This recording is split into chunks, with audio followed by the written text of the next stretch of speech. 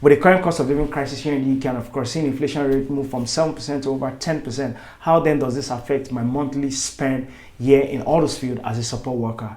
Let's find out in the video. So before getting into the video proper, I'd like to share with you guys my two main sources of income, and that's working full-time and of course investing in real estate back home in Nigeria. So with respect to working full-time, a lot of people reaching out to me on LinkedIn, on Instagram that, oh, Kolade, you've been offered a job with KPMG, I thought you'd have started, what's happening? Listen, I have the right to decide what opportunities I'll be exploring. Luckily for me, I was able to secure more than one opportunity, and I have actually selected the one that I genuinely believe would be beneficial to my career, and of course, that would actually satisfy my job expectation. So at this moment, I'm currently working as a support worker, and I believe that gives me the flexibility to strategically plan and of course take intentional decisions for my goals in 2023. So that's what I'm doing at this moment. And the second source of income is investing in real estate back home in my country. I've been investing in these for a few years now, and I believe that with respect to real estate, you would make your return in the long run. So that's my current source of income at this time. So how much do I then spend in a month as a support worker here in Huddersfield? I'd like to give a disclaimer that these expenses are based on my own personal life. Listen, you can decide how much you want to spend at the end of the day, but not to sustain the livelihood I want or the quality of life I'm expecting. Kindly just accept this cost, and it does not influence whatever course you'll be getting into. Huddersfield is in Yorkshire, and listen, if you want to come to study at the University of Huddersfield, best believe that the cost of living is not so much, but you should also remember that there's a cost of living crisis here in the UK, and you should consider how this impacts you as a person. So for the purpose of this video, I'll be classifying this expense into avoidable cost and unavoidable cost. In the context of accounting, this is not the right terminology to use. Just for you to relate to the video, I've classified it as avoidable and unavoidable cost. Avoidable cost being cost or expenses that I can ordinarily do without. And unavoidable costs are costs that I cannot escape from. I cannot run away from them. I must incur them whether I like it or not. So let's get into the unavoidable costs. Now, the first one on my list is rent. And my rent cost me £650. I'm living in town center. A lot of people always say, no, this is too expensive, it's crazy. Yes, and I get the context. I actually took this apartment because at the time I was desperately looking for an apartment, and it was almost like my landlord at the time wanted me to move immediately, so I didn't have a choice. This was the one I saw and I explored and just took it at the time. Is it worth it? Maybe not, but one thing is it's easy for me to go to work and of course assess other things. I currently don't incur all of this cost. It's a one-bedroom apartment, and I paid £325 for this one. And of course the next one is the bill. Unfortunately for me, this apartment is not bills inclusive, and of course it's not a student accommodation. I'm paying £160. My bills usually include electricity, water, gas, and of course internet. I spent £160 on this one.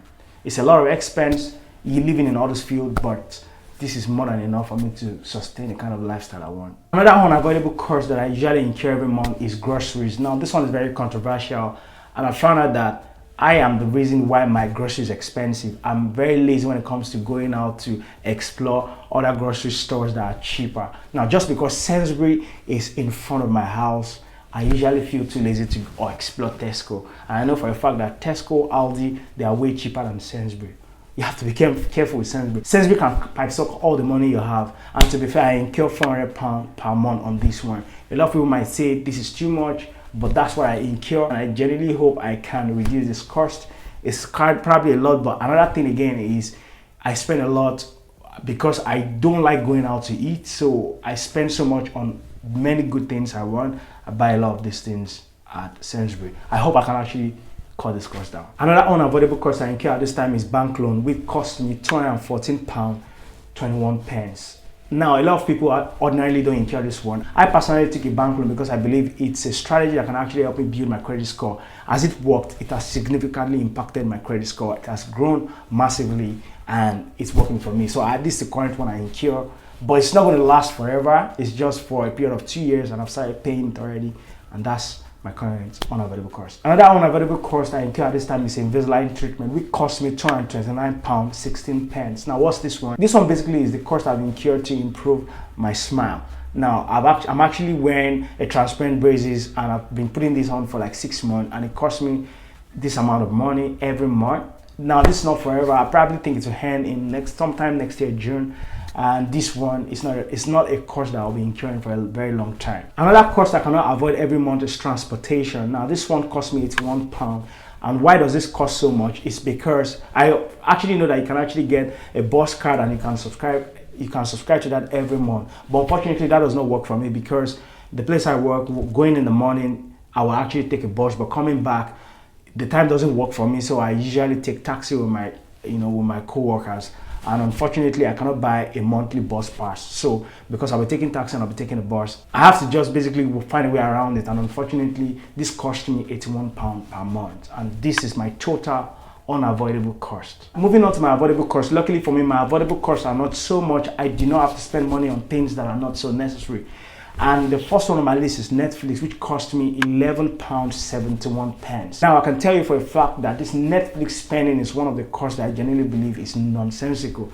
I don't even understand why I'm still making payment for Netflix, because I'm someone that don't even have time to watch movies, and I genuinely don't think that Netflix give me the kind of movies I'm wanting. So it's the kind of cost I'm looking into cutting off my list. Another expense I incur on this category is my PlayStation Plus. Listen, on my PlayStation behind me, I pay a yearly subscription of £50. It costs me on average every month £4.17 to make this payment. And I actually believe this payment is very important because it's just one of the things I do when I'm less busy, when I'm off work. I like playing games, I like playing with people online. Is it worth it? I genuinely believe it is. I won't stop this subscription, and I believe it's something that is important to me. And the next one that I actually incur with respect to avoidable cost is eating outside. Now, I'm the type of person that don't have to all necessarily eat outside, but sometimes I probably go out on dates, trying to, just do all this stuff. But on average, I don't go out every month, but I would like to just expense it at £30 per month for this one, eating outside. Another cost that I incur in this category is shopping. Luckily for me, I shop, but probably not necessarily every month. Luckily, there's ClearPay. You don't have to even pay everything once. There's ClearPay, there's Klarna. I use this also to build my credit score. One thing is, I don't shop every month, like I said. I just keep it simple, but I just like to expense this one for £50. What do I shop? I probably like buying sneakers, I like buying clothes. The problem I have is I do not like exploring cheap opportunities people use. For example, going to charity store or probably leveraging on all this kind of stuff. So I don't know, maybe my mouth is wide. But listen, I want to look good.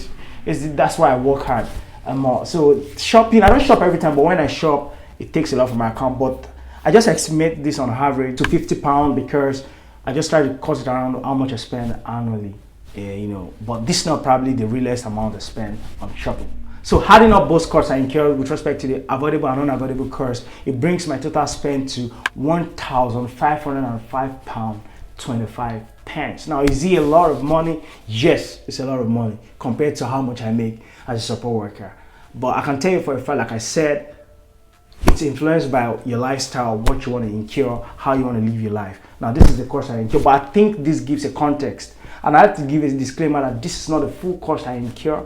There are some costs I couldn't disclose due to personal reasons, but this just gives a context of what you might be spending your money on should you want to be a student or a married couple here in Huddersfield. So what's my financial goal for 2023? Listen, my financial goal for 2023 is to look for ways to reduce this cost significantly. I hope I can reduce my cost by at least 30%, and I believe that there are some costs I need to avoid. Another thing again I'm looking to explore in 2023 with respect to my financial goals is to expand my source of income. I genuinely believe that I can leverage on social media. I already have a plan working on my website, and of course working on consultation services that can actually help you guys achieve the jobs of your dream here in the UK. So now that you have an idea of how much it might cost you to live here in Huddersfield, you need to complement that piece of information by watching this video where I actually share information about how you can build your credit worthiness or your credit score here in the UK. And of course, see you in the video.